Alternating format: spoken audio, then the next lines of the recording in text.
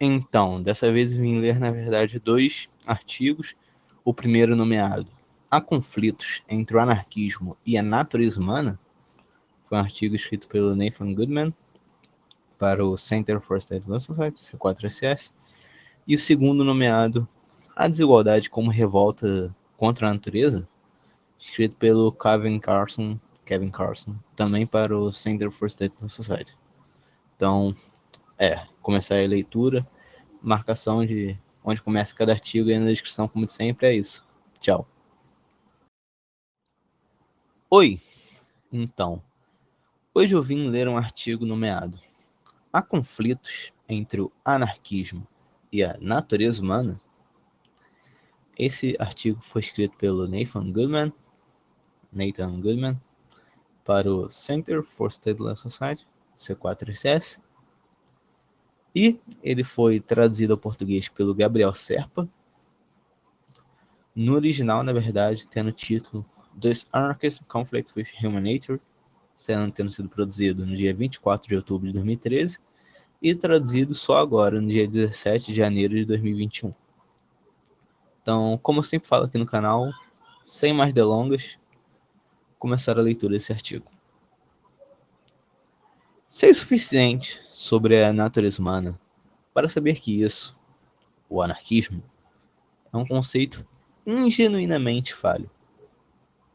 A anarquia é uma bela ideia, mas entra em conflito com a natureza humana. Os anarquistas estão acostumados a ouvir tais objeções a todo momento. Parece haver um consenso de que uma sociedade sem Estado, erigida sob os princípios da esquerda libertária, é incompatível com a natureza humana. Mas será que isso é verdadeiro? Penso que se a natureza humana existe, nós discernimos sobre ela através de pesquisas psicológicas, antropológicas, históricas e econômicas. Sendo assim, o que algumas pesquisas nessas áreas têm a nos dizer a respeito dos estados e das sociedades sem Estado? Pesquisas antropológicas e históricas confirmam a existência de sociedades estáveis, sem nada que se possa denominar estados. James C. Scott documenta algumas delas no Sudeste Asiático, no seu livro The Art of Not Being Governed. Há também evidências de uma sociedade efetivamente sem Estado, que existiu sob leis policêntricas funcionais por um período prolongado na Islândia. Que tal agora uma pesquisa no campo psicológico? Experiências em psicologia social, como aquelas de Milgram e Zimbardo, mostram que hierarquia e autoridade, que são essencialmente intrínsecas aos Estados, criam fortes incentivos ao abuso de poder. A psicóloga Sharon Presley resume algumas pesquisas sobre obediência e autoridade em seu artigo The Present and Future of Obedience to Unjust Authority. E quanto à economia? Elinor Ostrom utilizou tanto modelos da teoria dos jogos quanto uma extensa pesquisa empírica para mostrar que instituições sociais participativas, descentralizadas e de base podem efetivamente administrar e gerir recursos comuns, sem qualquer regulamentação estatal. Embora a própria Ostrom não fosse uma anarquista, sua pesquisa demonstra as possibilidades vigorosas de autogoverno e ilumina como a organização descentralizada e voluntária pode construir uma ação coletiva sem os problemas de informação que afetam os estados. A pesquisa econômica que reforça o argumento do anarquismo não se limita, porém, ao trabalho de Ostrom. No que tange aos estados, por exemplo, a teoria da escolha pública parte de suposições bastante razoáveis de que a economia dominante se aproveita da natureza humana e mostra que os estados muitas vezes vêm com incentivos perversos, inatos, que os levarão a se comportar de forma destrutiva e irresponsável. Portanto, se olharmos a natureza humana através das lentes das ciências sociais, não é nada óbvio que ela seja uma força contrária ao anarquismo. Com efeito, ela pode fornecer um fortíssimo argumento em favor dele. Fim do artigo Há conflitos entre o anarquismo e a natureza humana. Oi!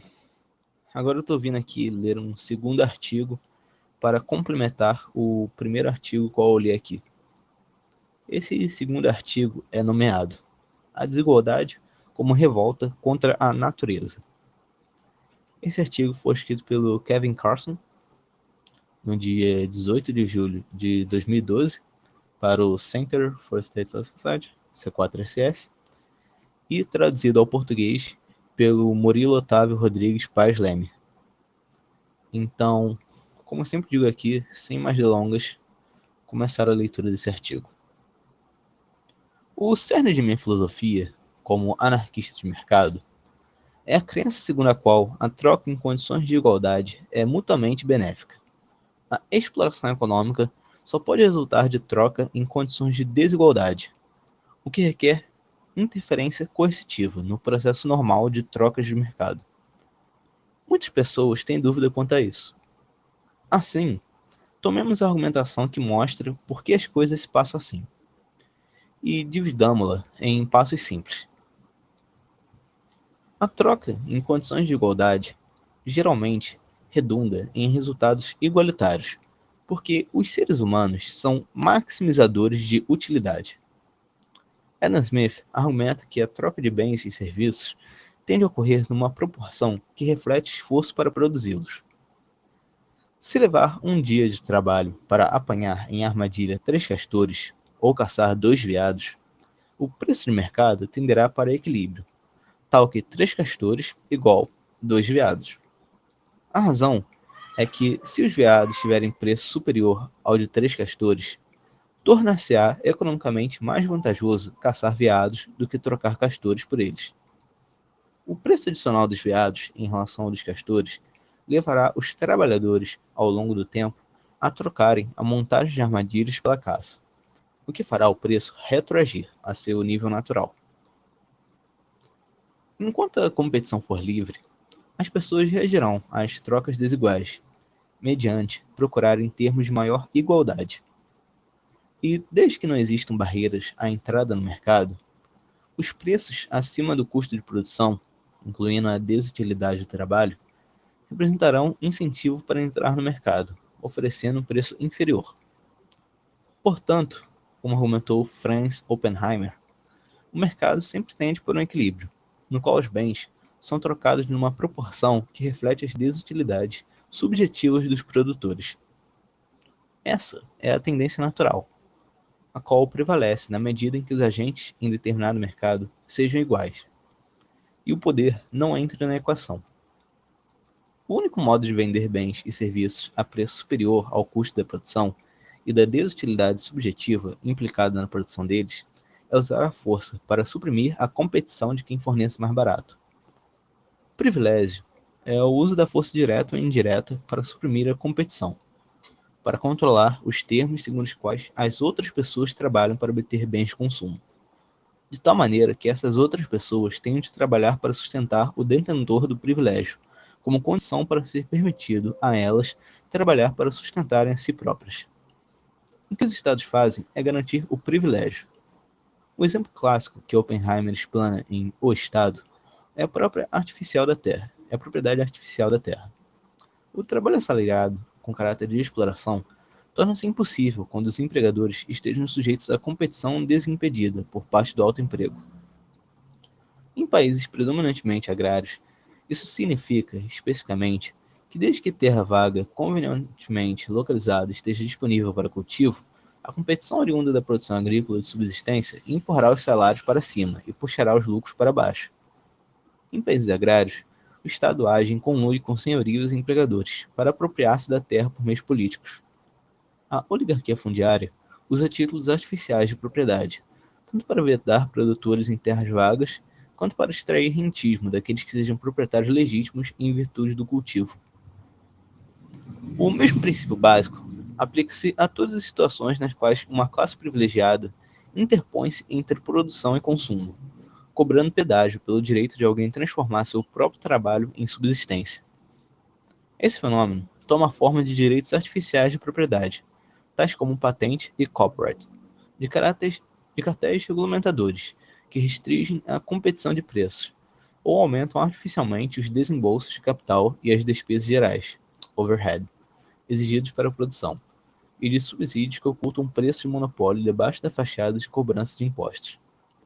Por exemplo, 95% ou mais do preço dos tênis da Nike, oriundos de sobrepreço por causa do nome da marca, constituem rentismo de propriedade artificial para a corporação Nike. O mesmo se dá no tocante ao enorme sobrepreço a título de propriedade intelectual de um CD do Windows ou do Office da Microsoft, ou de um medicamento patenteado. O mesmo ocorre com a maior parte dos preços de bens eletrônicos que resultam de rentismo embutido em patentes, em vez de serem oriundos de peças e trabalho reais. Como R. A. Wilson argumentou na trilogia Illuminatus, sempre que você vir trocas resultando sistematicamente em ganho para uma parte e prejuízo para outra, pode saber que não se trata de intercâmbio de livre mercado coisa nenhuma. O jogo está viciado. Big Bill Haywood, um dos fundadores da Trabalhadores Industriais do Mundo, IWW, ou Wobbles, expressou-o do seguinte modo: para cada homem que ganha $1 pelo qual não trabalhou, há um homem que trabalhou por $1 que não ganhou. Liberais supermães gostam de falar de pessoas que trabalham duro e pautam-se pelas regras, mas não são bem-sucedidas. Qual é, cara pálida? Alguém lá fica surpreso quando alguém obedece às regras em Las Vegas e a casa ganha? A despeito da retórica do livre mercado, usada por nossa elite plutocrática de bilionários, banqueiros e 500 executivos, no qual a casa sempre ganha, principais da Fortune, o que temos não é o livre mercado. É um jogo de cartas marcadas, no qual a casa sempre ganha. Então é isso. Esse foi o artigo do Kevin Carson. Eu achei ele um artigo interessante também para colocar aqui junto com o primeiro artigo que eu li. Espero que vocês tenham gostado e tchau.